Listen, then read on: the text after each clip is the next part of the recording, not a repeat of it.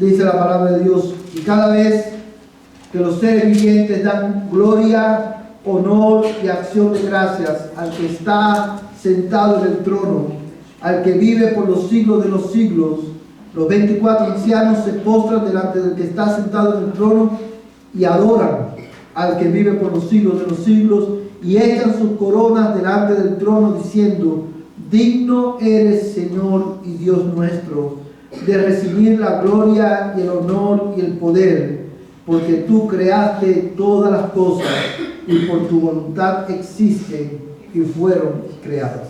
Hermanos, esta noche vamos a continuar nuestra serie de estudios bíblicos relacionados con la adoración cristiana.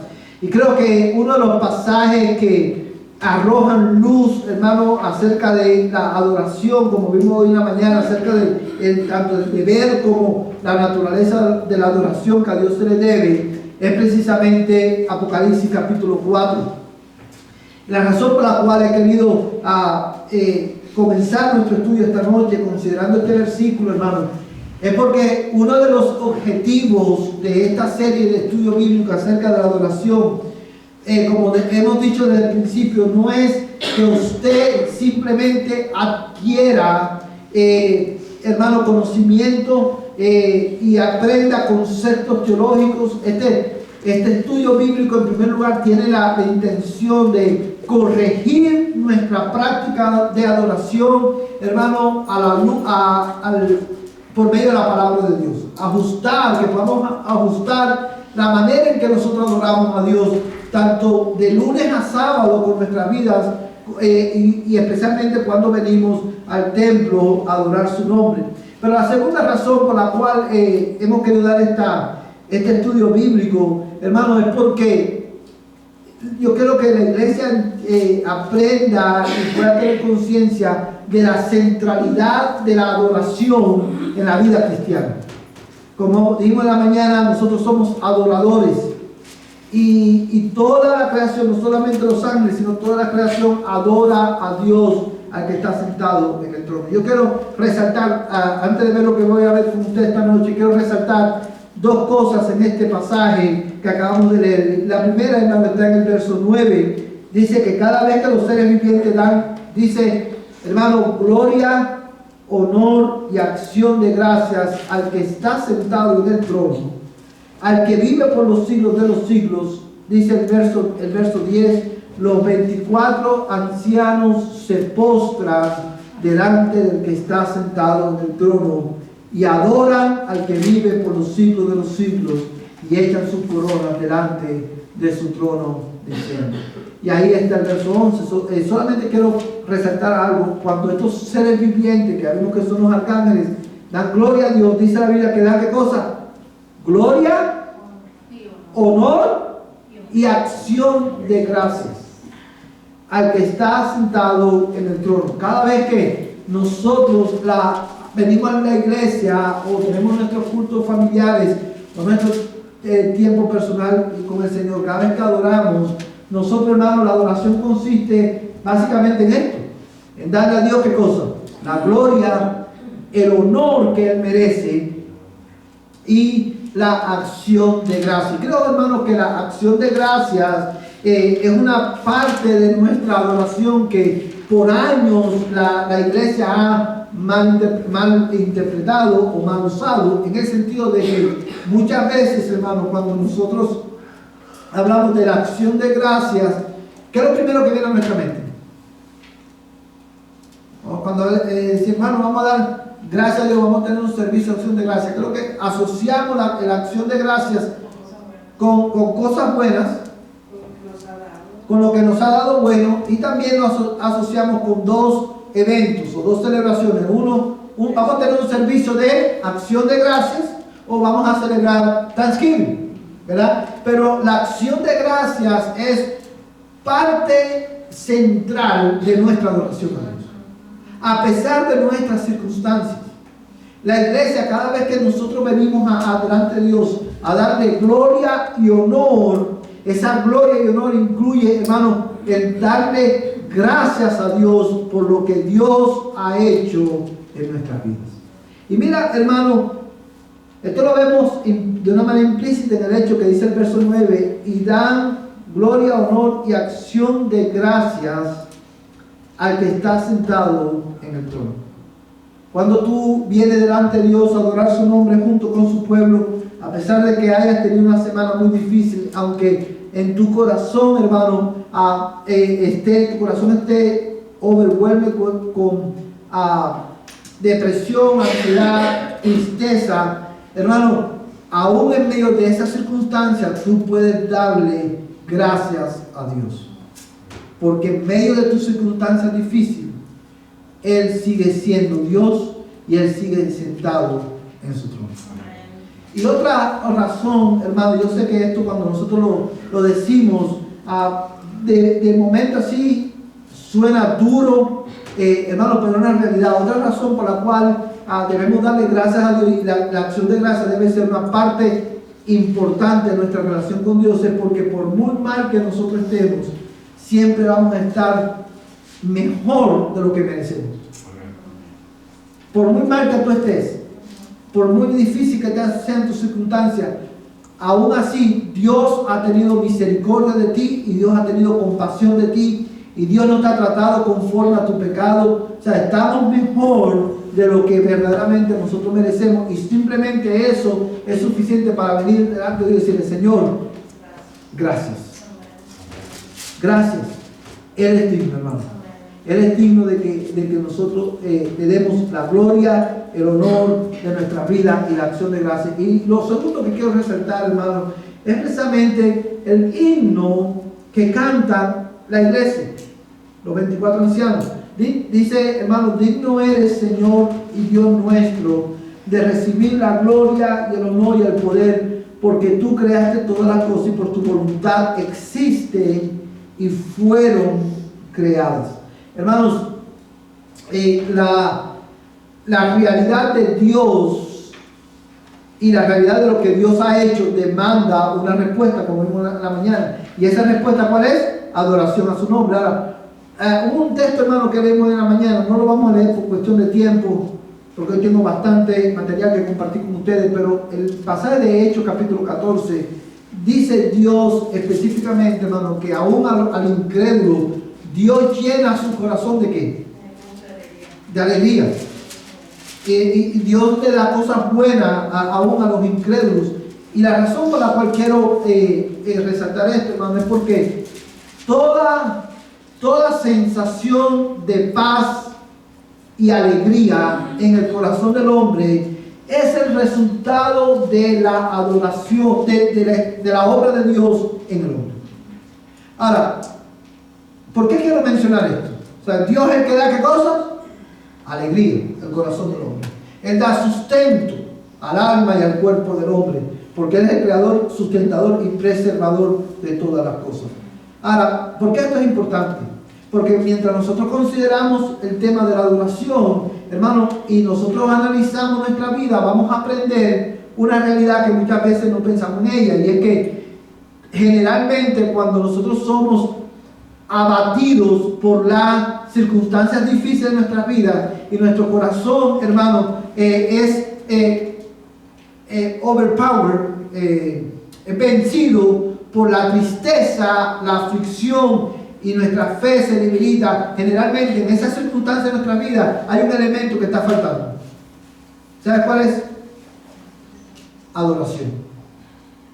Hemos dejado de adorar al que vive por los siglos de los siglos, y hemos sustituido a Dios por otros dioses, y esos dioses han sido la fuente de nuestra insatisfacción, porque nada ni nadie puede ocupar el lugar de Dios. Hermano, la adoración es central en la vida del cristiano, en primer lugar porque Dios demanda adoración y es la respuesta adecuada a la realidad de quién Él es, y en segundo lugar la adoración es importante, es central en la vida del cristiano porque es de nuestra adoración a Dios que se desprende la satisfacción y el bienestar de nuestras almas.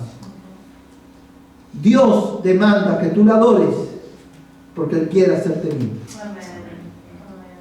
No hay nada, hermanos, nada. Nosotros podemos pasar horas en el televisor, horas en videojuegos, horas en haciendo cualquier tipo de actividad, buscando incesantemente por esa satisfacción del alma. Y esa satisfacción no la vamos a encontrar a menos que hagamos que, por la gracia de Dios en nosotros, hagamos de Dios el receptor de nuestra oración.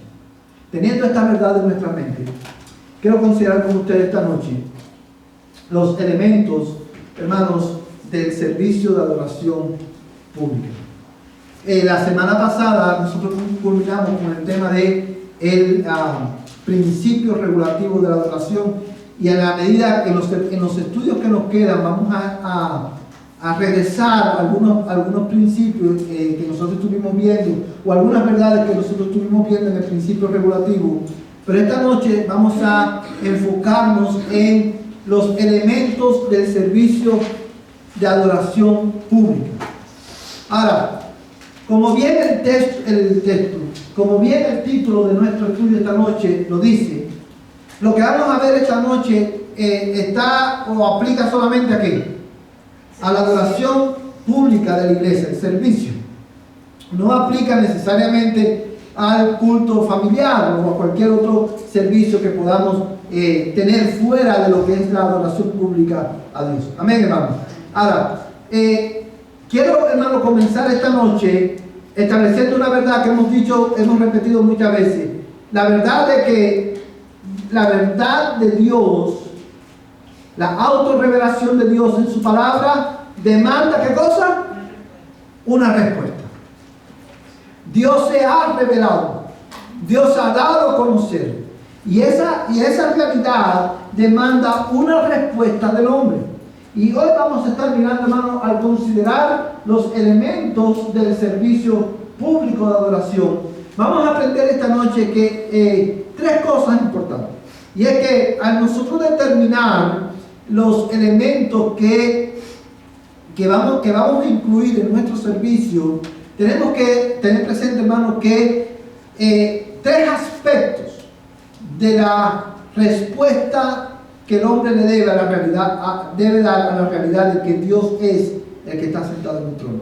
Y hermanos, el primer aspecto, hermano, es el escuchar la palabra de Dios. El segundo aspecto, hermano, es respuesta verbal a la palabra de Dios. Cada vez, estos dos principios que vemos aquí en pantalla, quiero explicarlos para que vean cómo va a funcionar. Escuchar la palabra de Dios es parte de ¿qué? De nuestra respuesta a la realidad de que Dios se ha revelado en su palabra. ¿Sí lo pueden ver, hermano? Pero y también nosotros debemos de responder verbalmente a la palabra de Dios. Y en tercer lugar, hermano, el tercer aspecto de nuestra respuesta es una respuesta activa a la palabra de Dios. Son tres cosas: escuchar la palabra de Dios, una respuesta verbal a la palabra de Dios, y el tercer punto que vamos a estar mirando es una respuesta activa a la palabra de Dios. Y estos tres puntos nos van a servir como guía para determinar qué elementos debemos, hermanos, incluir en nuestro servicio de adoración. Porque Dios se ha revelado en su palabra y Dios habla a su pueblo a través de su palabra. Nosotros debemos hacer ¿qué cosa? Escuchar la palabra de Dios. Debemos disponer nuestro corazón a escuchar la palabra de Dios. Ahora, ¿cómo nosotros escuchamos la palabra de Dios? Bueno, hermanos, nosotros lo hacemos a través de la lectura de la palabra de Dios. Lo hacemos a través de la predicación de la palabra de Dios. La lectura de la palabra de Dios y la predicación de la palabra de Dios. Teniendo esto en mente, hermano, cuando nosotros como iglesia vamos a organizar nuestro servicio, porque nosotros debemos disponer nuestro corazón a escuchar su palabra, nosotros tenemos que incluir en nuestro servicio ¿qué cosa? Cantos. La Biblia, la lectura. La lectura de la palabra y la predicación de la palabra. Estos son partes, hermanos, fundamentales del servicio de adoración al Señor. Voy a regresar para atrás porque veo que hay algunos que están que no han...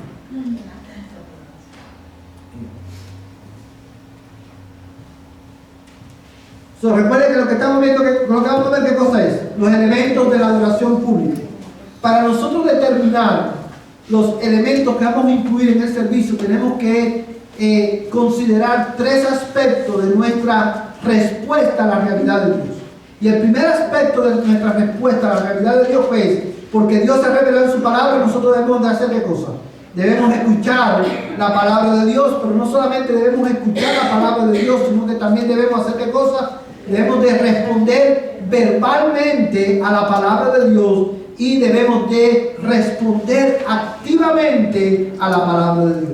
Ahora, nosotros escuchamos la palabra de Dios cuando nosotros, hermanos, leemos la Biblia en el servicio público y cuando la Biblia es predicada en el servicio público de la iglesia. Hermanos, en una ocasión hace ya algunos años atrás, conversando con una persona acerca de nuestra iglesia, una persona me hizo un comentario acerca del servicio y me dice, el servicio estuvo bueno, lo único que noté es que ustedes leen demasiado la Biblia, porque tenemos la lectura del Antiguo Testamento y la lectura del Nuevo Testamento, y esa persona me decía, en mi iglesia solamente leemos el pasaje del cual se va a predicar. O sea, comenzamos leyendo la Biblia y luego se lee la Biblia en el pasaje que se va a predicar. Pero yo creo que ustedes dedican demasiado tiempo a la lectura de la Biblia, leen demasiados pasajes bíblicos. Hermano, la Biblia, ¿sabe? Cuando vemos la Escritura, nosotros nos damos cuenta que en cada encuentro de Dios con su pueblo, Dios habla a su pueblo. Y a partir, no solamente lo vemos en el Antiguo Testamento, sino también que lo vemos en el Nuevo Testamento. Cada servicio, cuando nosotros planeamos el servicio de adoración a Dios, nosotros tenemos que asegurarnos de que tenemos suficiente tiempo para leer la Biblia, para leer la ley y leer también el Evangelio. Por eso en nuestra iglesia nosotros alternamos lectura del Antiguo Testamento con lectura del Nuevo Testamento, porque a Dios le agrada que en su pueblo, cuando su pueblo se reúna, se dedique tiempo a leer la palabra. Pero también debemos dedicar tiempo, hermano, a la predicación de la palabra de Dios. Yo quiero mencionar algo con relación a la predicación. Hermanos, muchas veces usted va a escuchar expresiones como esta. Cuando llega el momento de la predicación, ciertamente nosotros entendemos que cada vez que la Biblia es predicada fielmente, Dios habla a la iglesia. Amén. Y muchas veces, incluso hermano, hasta yo en ocasiones he dicho expresiones como esta. Ha llegado quizá el momento más importante del servicio, la predicación. Hermano, cada elemento del servicio de adoración es igualitariamente importante. Porque cada vez que leemos la palabra, Dios habla. Cada vez que cantamos la palabra, Dios habla. Y cuando predicamos la palabra, Dios habla. Y cuando oramos conforme a la palabra, Dios mismo está informando nuestra oración y está escuchando nuestra oración. Pero no es menos cierto que nosotros tenemos que dedicar tiempo. La iglesia debe ser celosa en que en el servicio de oración se dedique el tiempo suficiente para que la palabra de Dios sea predicada, sea expuesta, hermano, y aplicada a la vida de la iglesia. Amén, hermano. Mira conmigo algunos textos bíblicos que nos enseñan esta verdad. Tenemos en estos textos bíblicos, si los quiero leer todos. Aquí en Éxodo, lo voy a leer yo porque me faltó un versículo ahí, hermano. Pero voy a pedirle a Josué que lea Deuteronomio 31, versos del 9 al 12. Voy a pedir al hermano José que lea Lucas 4, versos 14 al 19. Voy a pedir al hermano Martín que lea Colosenses 4, 16. Al hermano Víctor que lea 1 Timoteo 4, 13. Y el hermano Ubaldo va a leer 2 Timoteo 4, 1. Vamos a leer todos Éxodo 24, 3.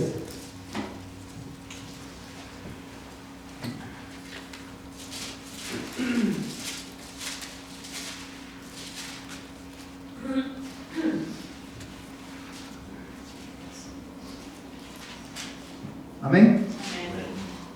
Vamos a leer desde el 1 para tener el contexto.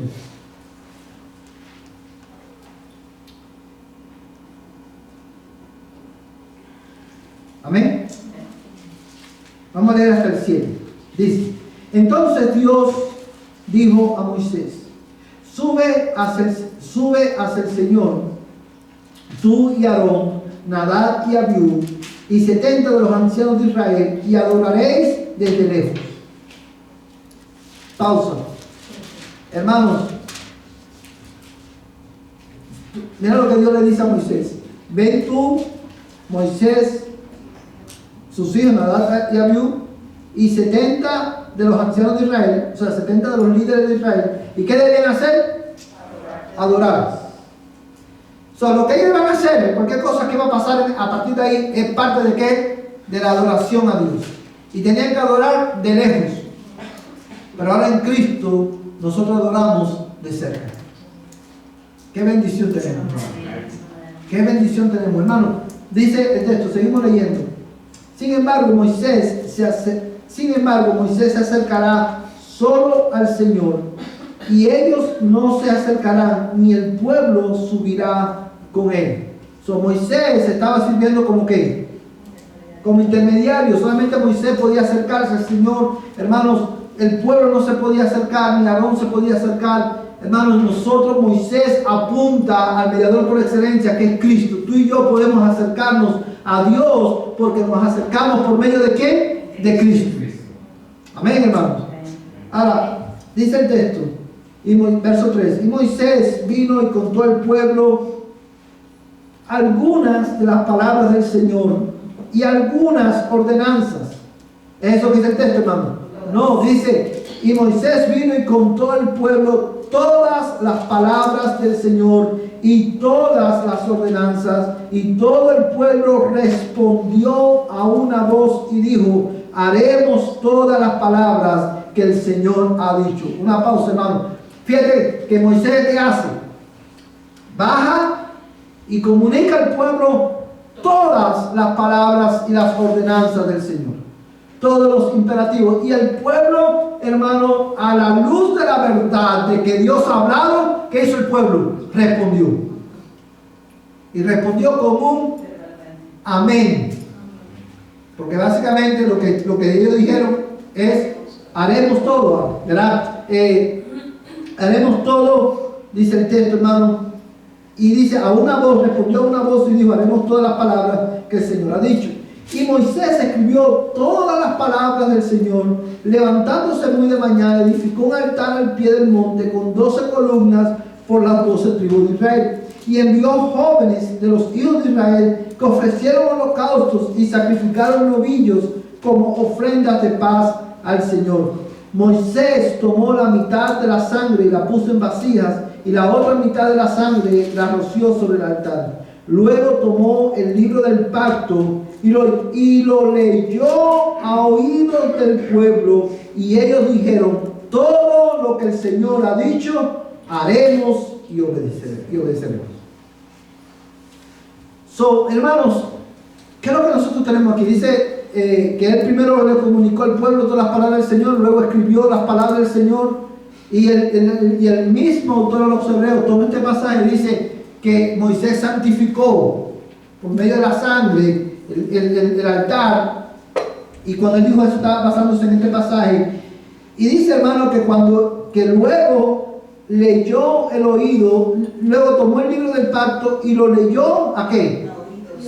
A oídos de todo el pueblo. Hermano, cuán instructivo es esto para nosotros hoy, para la iglesia de hoy. En este texto nosotros aprendemos que cada vez que nosotros nos acercamos a Dios, tiene que haber tiempo para leer y escuchar la palabra de Dios. Pero la deben leer y escuchar no solamente los adultos, sino también los niños y los adolescentes. Porque dice la Biblia que aquí estaban ¿quiénes? Todo el pueblo. Todo el pueblo. Los niños de cuna. Por eso cuando los maestros o las hermanas que dan al cuidado de niños mientras se está predicando la palabra de Dios, siempre decimos, hermano, el nursery de la iglesia no es un daycare glorificado. No es un tiempo para para entretener a los niños mientras el servicio continúa. No, hermanas, cuando usted vaya al cuidado de niños, agarre ese bebé que usted está cuidando, abra su Biblia y léale una porción de la Biblia y ore a la luz de ese pasaje por la vida de ese bebé que Dios ha puesto bajo tu cuidado. Toma tiempo para prepararte. Y yo tengo la preocupación de que muchas veces, me da la impresión, hermano, que muchas veces venimos, y especialmente que van a tener la clase de niños y vienen sin habernos preparado. Como que al final lo que vamos a hacer es entretener a los muchachitos ahí para que... No, hermano, tú tienes la responsabilidad. Eso es parte, cuando tú estás haciendo eso es parte de tu adoración a Dios. Lo cual implica, hermano, que muchas veces, hermano, a todos nos gustan servir al Señor en posiciones que no son muy laboriosas, o posiciones que son visibles. Pero cuando yo entiendo que el cuidado del niño es parte de mi adoración a Dios, yo voy a leer la Biblia a ese niño. Evidentemente no le voy a leer un capítulo de Génesis completo, sino que es por eso que tenemos material para que la hermana se prepare y se seleccione de los textos que están ahí, un texto bíblico que le va a explicar, lo va a leer, lo va a explicar y va a orar por ese niño. Cuando tú entiendes que eso es parte de tu adoración a Dios, tú vas a desear estar ahí. No va a ser una carga, porque tú decís, esto es parte de mi servicio al Dios que está sentado en el trono. Amén, hermanos. Y es por eso, hermano, que yo creo que la Biblia, o sea, en el servicio, tanto en el culto aquí como en el culto, en el cuidado de los niños, la palabra de Dios tiene que ser leída y tiene que ser explicada. Amén, hermano. Vamos a leer Deuteronomio 31, versos 9 al 12. Deuteronomio 31.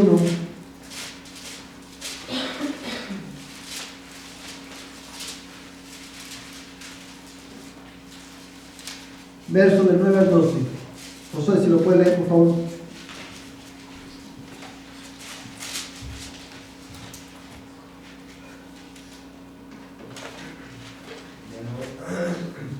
And Moses wrote this law and gave it to the priests, the sons of Levi, to carry the ark of the covenant of the Lord, and to all the elders of Israel. And Moses commanded them at the end of every 7 years at the set time in the year of release, the feast of booths, when all Israel comes to appear before the Lord your God at the place that he will choose, you shall read this law before all Israel in their hearing. Assemble the people, men, women, and little ones, in the surrounding within your town, that they may hear and learn to fear the Lord your God, and be careful to do all the words of this law. Amén. Hermanos, mira lo que dice este texto. Lo voy a leer. Verso 9 dice: y escribió Moisés esta ley. Una vez más, hermanos, Deuteronomio. ¿Qué significa Deuteronomio? Repetición de la ley, o la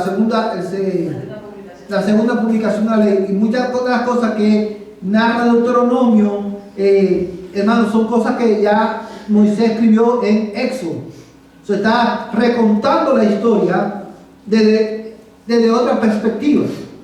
Y dice: y escribió Moisés esta ley y la dio a los sacerdotes, hijos de Leví, que llevaban el arca del pacto del Señor, y a todos los ancianos de Israel. Entonces Moisés les sugirió, es lo que dice el texto, hermano, no, les ordenó, diciendo: a fin de cada 7 años, durante el tiempo del año de la remisión de deudas, en la fiesta de los tabernáculos, cuando todo Israel venga a presentarse delante del Señor tu Dios, en el lugar que Él escoja, leerás esta ley delante de todo Israel, a oídos de ellos.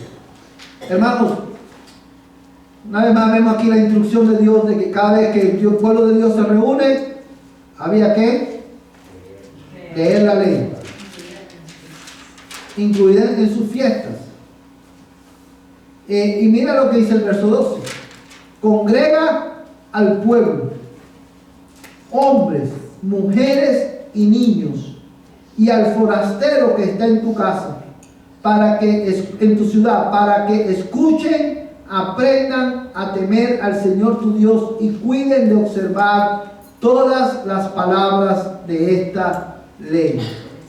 Y mira el 13, hermano. Y sus hijos que no la conocen, la oirán y aprenderán a temer al Señor vuestro Dios mientras viváis en la tierra donde vosotros vais, cruzando al otro lado del Jordán para poseerla.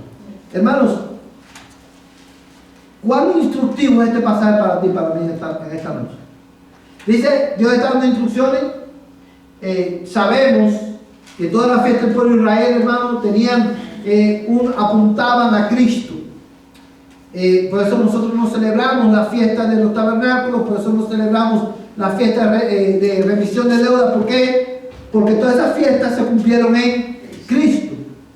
Sin embargo, los principios espirituales detrás de la fiesta continúan. Y Dios le da instrucciones específicas a los levitas y a los sacerdotes, a los ancianos de Israel, que en la fiesta ellos debían de congregar al pueblo. Y dice, hermano, hombres, mujeres, niños y al forastero que está en tu ciudad, para que escuchen, aprendan a temer al Señor tu Dios y cuiden de observar todas las palabras de esta ley. Y el verso 13 dice, y a sus hijos que no la conocen, la oirán y aprenderán a temer al Señor vuestro Dios mientras viváis en la tierra donde vosotros vais. Hermano, ¿cuál es la aplicación de esa verdad para nosotros hoy? ¿Cómo se ve eso en nuestro tiempo? Bueno, hermano, dice la Biblia que la ordenanza que tenemos de parte del Señor, que debemos congregarnos todos, hombres, mujeres, niños, y mira cómo dice, y el forastero que está en la ciudad. ¿Cómo eso se aplica a nosotros hoy?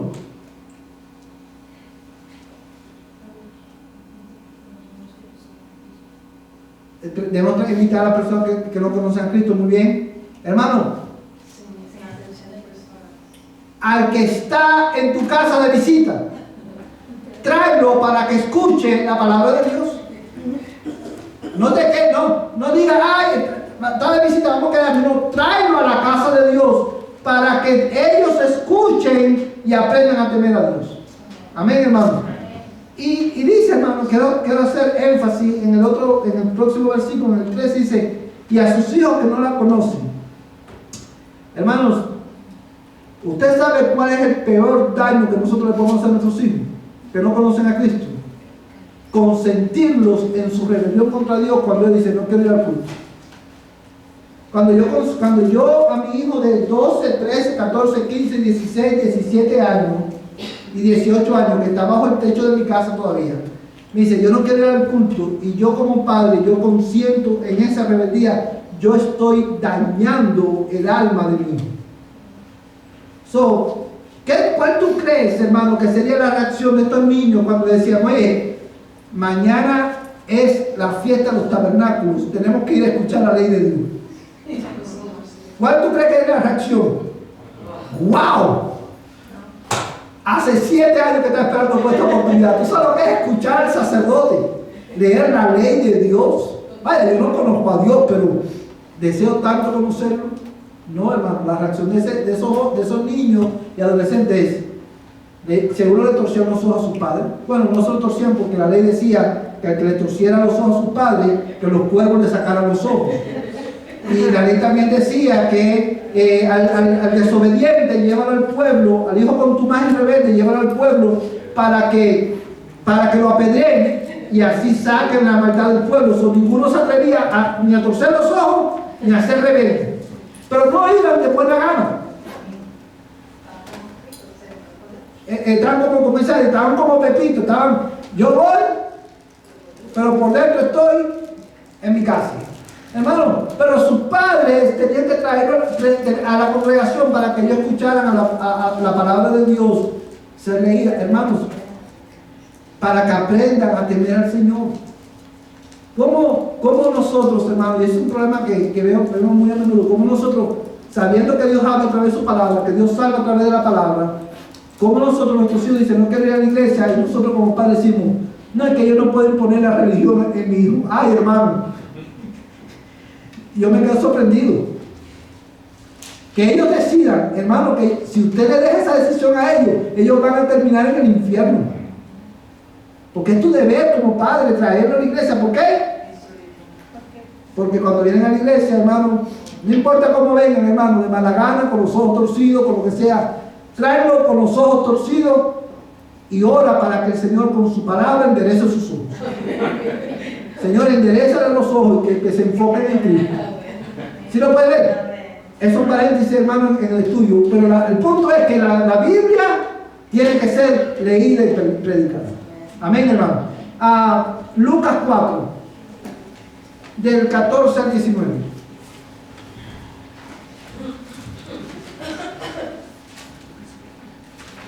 Lucas 4, del 14 al 19. Hermano, no sé. Jesús regresó de Galilea en el poder del Espíritu y las nuevas acerca de él se divulgaron por todas aquellas comarcas y enseñaba en su sinagoga siendo alabado por todos.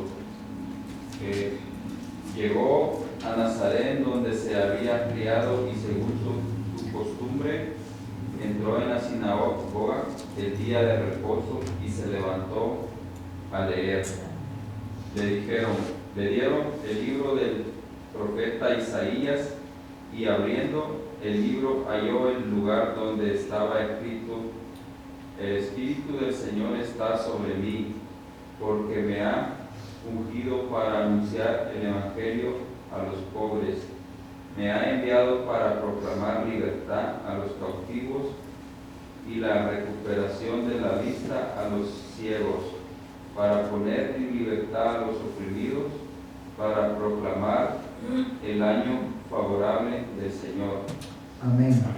Hermanos, quiero resaltar dos cositas en este versículo, porque tenemos otros que sí quiero leer, lo queremos leer también. Dice, hermano, en el verso 16, que cuando Jesús llegó de Nazaret, y es aquí una palabra importante, que es, hermano, que muchas veces podemos pasar por alto. ¿Qué dice el texto? Según era su costumbre.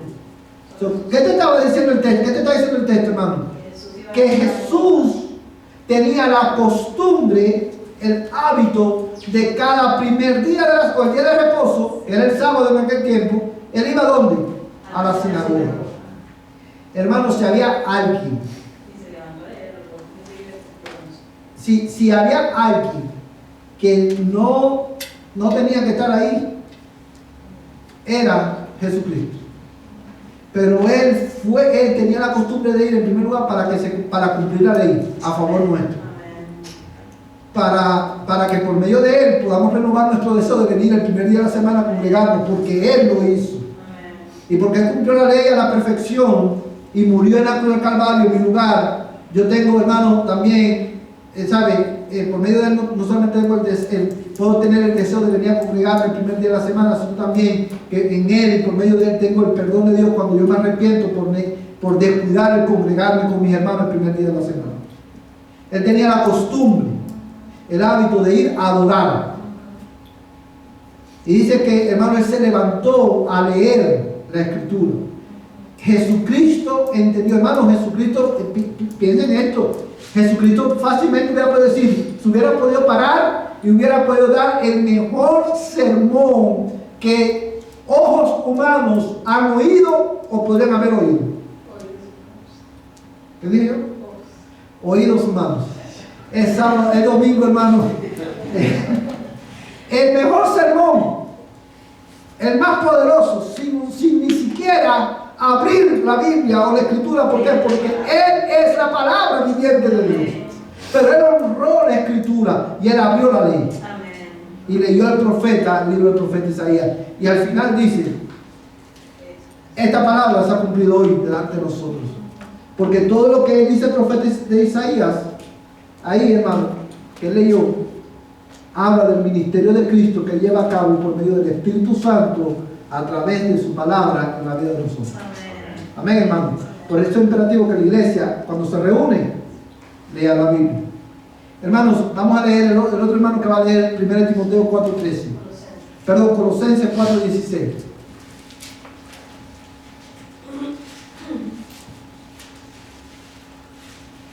cuando esta carta se haya leído entre vosotros, hacerla leer también en la iglesia de los laodicenses, y vosotros por vuestra parte leer la carta que viene de la Odisea.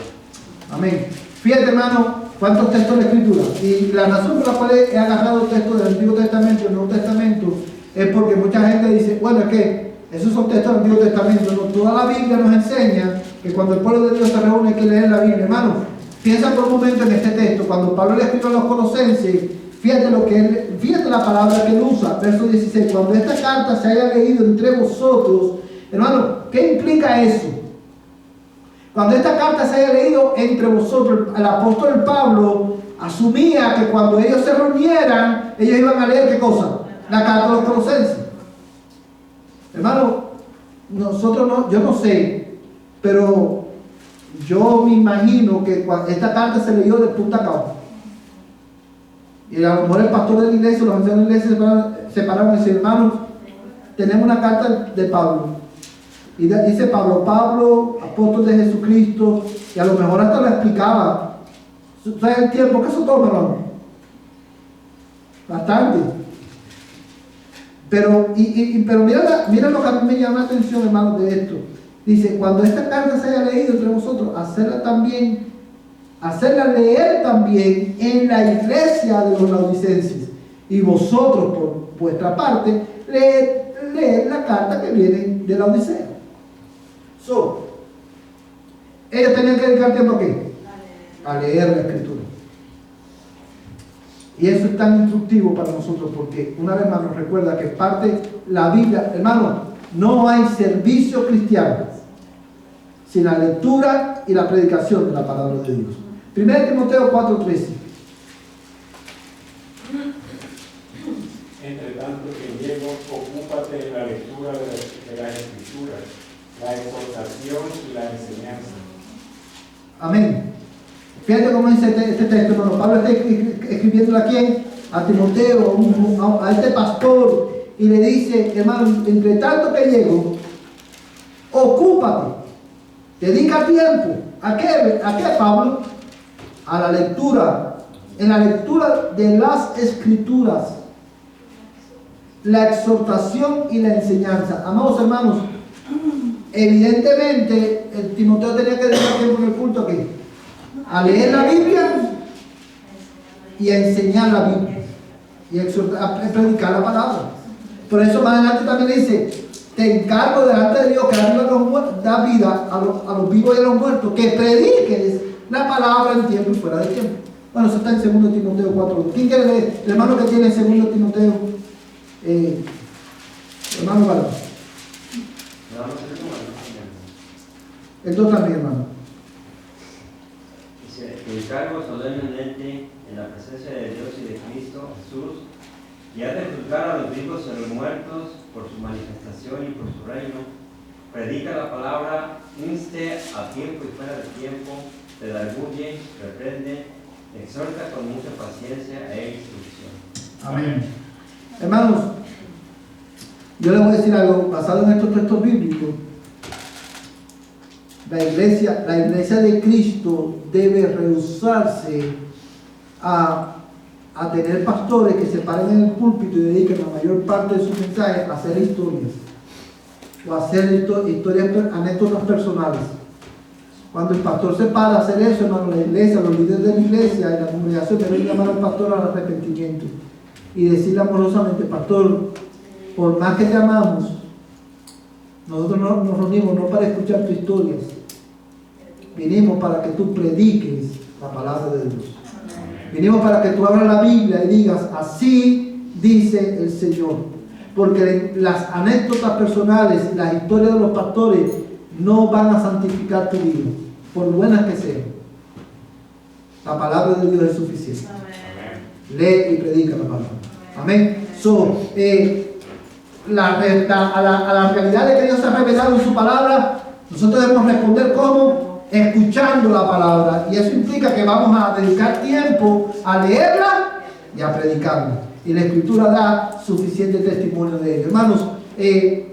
Pero también debemos responder de una manera verbal a la palabra de Dios. Ahora, ¿a qué me refiero con una respuesta verbal a la palabra de Dios? Me refiero, hermano, a que cuando nosotros nos reunimos, nosotros debemos responder verbalmente a la realidad de que Dios es Dios, de que Dios se ha revelado en su palabra a nosotros. Hay una respuesta verbal que incluye, hermano, la oración informada por la Escritura. La oración informada por la Escritura debe, hermano, es parte de nuestra respuesta verbal a la palabra de Dios. Porque yo creo que la Biblia es suficiente, hermano. Yo creo que es suficiente no solamente para enseñarme cómo debo vivir o para conocer a Dios, sino que es suficiente para enseñarme cómo orar. La oración informada por la Escritura, los cantos congregacionales informados por la Escritura, es parte de ¿qué?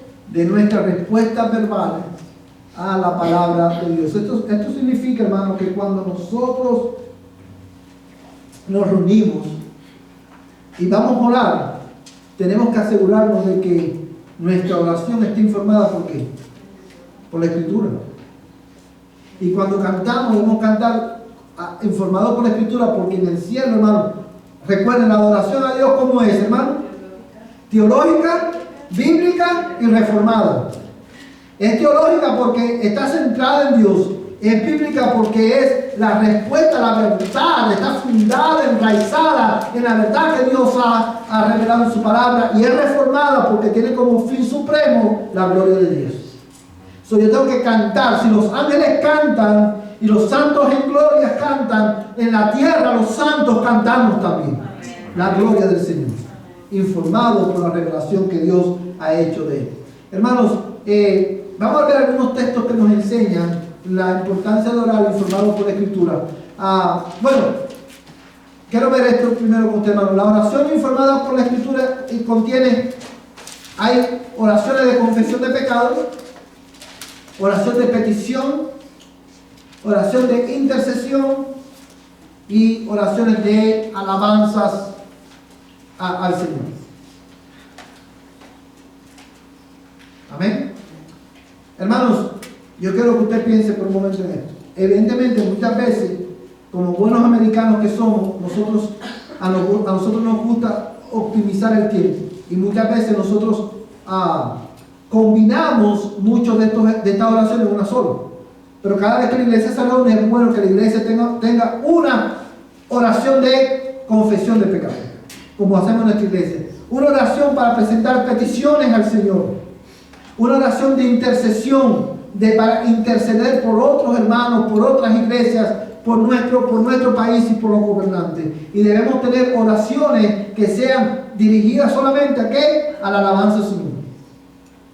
Ahí tenemos prácticamente, hermanos, 4 oraciones que son informadas por la palabra, que la Biblia nos manda a hacerlo.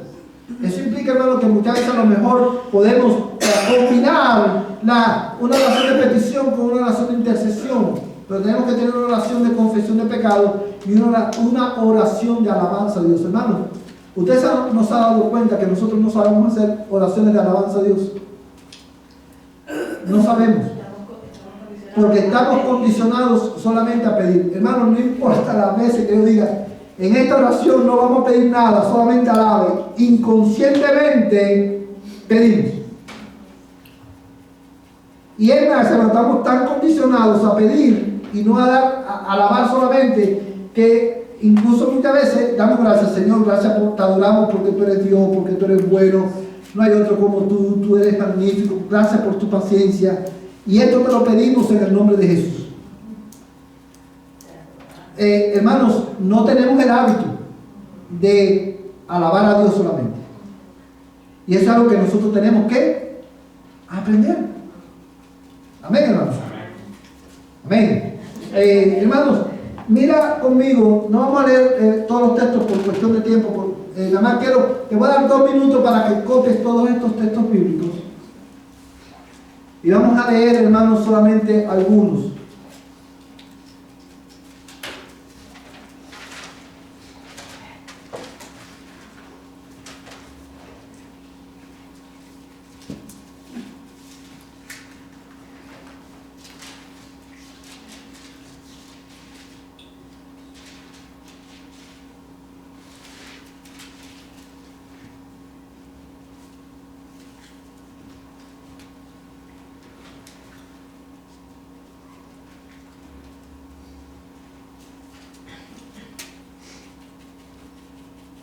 Yo voy a pedir a Martincito que lea Josué capítulo 7, versos 6 al 9. Voy a pedirle a Isabela que lea Mateo 6, verso 9. Y voy a pedir a Ariela que lea Santiago 5:13. No vamos a leer todos tres, solamente estos tres. Jueces 7, del 6 al 9. Josué, gracias. Josué 7, del 6 al 9. Mateo 6, 9 y Santiago 5:13. Vamos todos, hermanos, a Josué 7, del 6 al 9.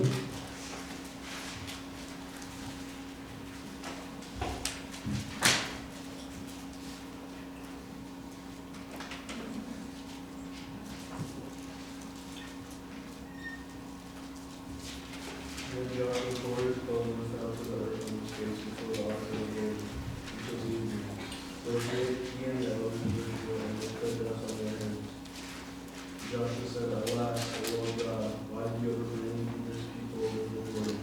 Won't you deliver us into the hand of the Amorites to destroy us? Won't we get Israel to dwell beyond the Jordan? O Lord, what can I say since Israel has turned their back before the enemies? For the Canaanites and all the inhabitants of the land that are here, they will surround us and cut off our name from the earth. Lord, what do we do for your great name? Martincito, ¿puedes leer por favor hasta el 11? Israel has sinned, they have also transgressed my covenant, which I commanded them. They have even taken some of the things of the land, and have both stolen and deceived. Moreover, they have also put them among their own things. Gracias. Fíjate, hermano, ¿qué tenemos aquí? ¿La oración de quién? De Josué. ¿Y es una oración de qué? ¿Cómo usted cataloga esta oración? Es una oración, hermano, que expresa, es una oración de lamento por la desgracia que el pecado había traído al pueblo. Cada vez que, fíjate las palabras que él usa, hermano, él dice, Señor Dios, ¿por qué hiciste pasar? Bueno, desde el verso 6 dice, entonces Josué rasgó su vestido y postró su rostro en tierra delante del arca del Señor hasta el anochecer. Él y los ancianos de Israel y echaron polvo sobre sus cabezas. Hermano, esta oración tomó ¿qué cosa? Tiempo. Esto no era una oración, vamos a dar, no. Ellos se humillaron, vinieron con el corazón roto porque ellos experimentaron la derrota. Y Josué no entendía por qué había pasado lo que había pasado. Y Dios le dijo, oye, Israel ha pecado. Y hermano, y cada vez que nosotros vemos en las escrituras, Jueces, Esdras, Nehemías, cada vez que hermano, el pueblo pecaba, ¿qué hacían los líderes del pueblo, hermano? Se humillaban y oraban. Daniel, hermano, hizo oración de confesión de pecado. Cuando la iglesia se reúne, nosotros tenemos, hermano, que dedicar tiempo a confesar nuestro pecado, y la confesión de pecado incluye tres cosas, hermano. Número uno, incluye el reconocimiento de nuestro pecado, confesar el pecado. Pero la confesión de pecado también incluye venir a Dios con el corazón roto, porque hemos ofendido su gloria. Y también el reconocimiento de la miseria que el pecado ha traído a nuestras vidas. Eso fue lo que hizo Josué. Y lo vemos a través de toda la Biblia. Cuando la iglesia se reúne, que orar, confesando nuestros pecados. Vamos a leer Mateo 6:9. Isabel, vamos, dame un momentico que los hermanos lo tengan.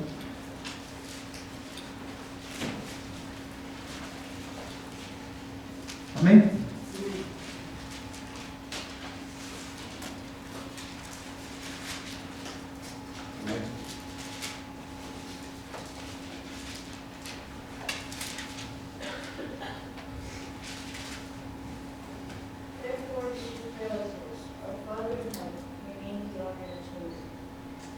Fíjate cómo dice este texto, hermano. Jesús está enseñando a sus discípulos a orar y dice, vosotros puedes orar de esta manera: Padre nuestro que estás en los cielos, santificado sea tu nombre. Cuando Jesús enseña a sus discípulos a orar, hermano, Jesús enseña que lo primero que nosotros tenemos que hacer cuando oramos, ¿qué cosa es? Es exaltar, dar gloria y honor al nombre de Dios. Y nosotros como iglesia debemos de practicar, hermano, el orar simplemente para dar gloria y honor a Dios por lo que Dios es y por lo que Dios ha hecho en Cristo por nosotros. Hermanos, cada vez que nosotros damos tiempo para orar de esta manera, es como que nosotros estamos diciendo, Señor, we are not taking for granted your goodness to us. No estamos asumiendo tu bendición o tu bondad para nosotros. Queremos tomar un tiempo para reconocer que a pesar de mis circunstancias, tú has sido bueno, tú sigues siendo Dios, tú sigues siendo siempre fiel. Y por eso te adoramos. Amén, hermanos. Santiago 5:13. Ariela. Santiago capítulo 5, verso 13.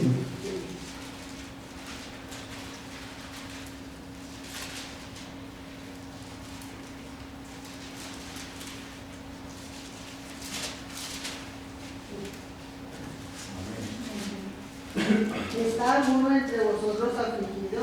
Haga oración. ¿Está alguno alegre? Cante alabanzas. Amén. Fíjate cómo dice, hermanos, ¿sufre alguno entre vosotros? ¿Qué debemos hacer? Adoración. Y esa oración, hermanos, es una oración, puede ser también una oración de petición, o muy bien puede ser también una oración de intercesión, porque si nosotros sabemos que hay hermanos que están sufriendo en el culto congregacional, hermano, yo quiero que tú pienses por un momento en esto, porque una vez más, nuestra adoración debe ser corregida por este estudio bíblico. Nosotros muchas veces en la oración, cuando oramos por necesidades que tenemos, oramos o pedimos oración informados por nuestra cultura e informados por malas experiencias que hemos tenido. Y muchas veces no queremos, cuando estamos sufriendo, hermano, o está pasando una calamidad en nuestras vidas, que mi familia se está destruyendo, o lo que sea, queremos pedir oración, pero queremos hacerlo como bien discreto. Y cuando tú quieres hacerlo bien discreto, hermano, evidentemente ahí yo reconozco que hay circunstancias en la vida, hermano, en que tú puedes ir a un hermano y decirle en privado, hermano, ora por mí porque por esto y por esto. Y hay circunstancias que sí lo meritan, pero no todas las circunstancias. Cuando estoy atravesando por crisis, hermano, yo puedo decirle a los líderes de la iglesia, al pastor, oren por mí en el servicio, que oren para que los hermanos pidan a Dios con los hermanos que Dios me ayude en esta situación. Pero eso implica que yo cuando tú ores por interceda por ese hermano, tú no puedes orar simplemente decir, Señor, mira al hermano, bendice al hermano Pedro, o bendice al hermano Pedro. No, tenemos que interceder, hermano, mira, Señor, mira al hermano Pedro que está sufriendo, y está sufriendo de esta manera, ten misericordia. Y cuando yo oro de esa manera, hermano, no solamente estoy reconociendo que Dios es suficiente para obrar en la vida de mis hermanos, sino que yo también, esa oración sirve también, y Dios la usa para mover el corazón de la iglesia a la misericordia y a la compasión hacia mis hermanos, a identificarnos con el dolor de nuestro hermano. ¿Sí lo puede ver, hermano? Ahora, todo esto para decir, hermano, que en la iglesia cuando oramos, cuando nos reunimos, tenemos que incluir oración de confesión. Nuestra oración tiene que estar informada por la Escritura. Oración de confesión, oración de acción de gracias, oración de alabanza, oración de petición y oración de intercesión, hermano, delante del trono de Dios. Amén, hermano. Y las peticiones también son informadas por las Escrituras. Amén. Así mismo es. Y incluso en Deuteronomio. En Mateo capítulo 6, hermano, Jesucristo nos enseña por qué cosa debemos orar y cómo debemos orar. Amén, hermano. Vamos a dejarlo aquí esta noche, hermano. El tiempo no es mi amigo, siempre se va rápido. No sé si es que el tiempo se va rápido, que yo hablo mucho, pero hermanos, este es un tema que a mí me apasiona y yo creo que todos debemos de ajustar nuestra adoración a la luz de estos textos. ¿Sí lo pueden ver? Amén. Vamos a orar, hermano, vamos a pedir al Señor, enséñanos. En una ocasión los discípulos le dijeron a Cristo, enséñanos a orar. Esta noche nosotros vamos a orar y vamos a pedir al Señor, Señor, enséñanos a adorar. Vamos a ponernos en pie y vamos a terminar en oración. Hermanos, cuando terminemos de oración, terminemos el punto de oración, vamos todos a pasar al comedor, hermanos, para limpiar y recoger todo el comedor, que tenemos que dejarlo listo para el martes cuando Wick venga solo, para que lo podamos hacer todo rápido y vamos a irnos a casa, hermanos, vamos todos si todos lo hacemos juntos, vamos a terminar rápido y podemos hacerlo bien. Vamos a orar. Padre, en esta hora te damos gracias por este tiempo que hemos estado, Señor, en tu casa. Gracias por la instrucción de la Escritura, Señor, y esta es nuestra oración esta noche. Señor, enséñanos a adorarte, porque es nuestro deber adorarte. Señor, enséñanos, oh Dios, a darte gloria, honra y acción de gracia en cada circunstancia de nuestra vida. Y en esta semana que hoy comienza, ayuda a tu pueblo, ayúdanos a cada uno de nosotros, Señor, a vivir para tu gloria en esta semana. Señor, en los cielos, los ángeles y la iglesia proclaman tu gloria. Enséñanos y ayúdanos en esta semana a proclamar a nuestros vecinos, a nuestros amigos y familia, la gloria de tu nombre en Jesucristo. En el nombre de Jesús.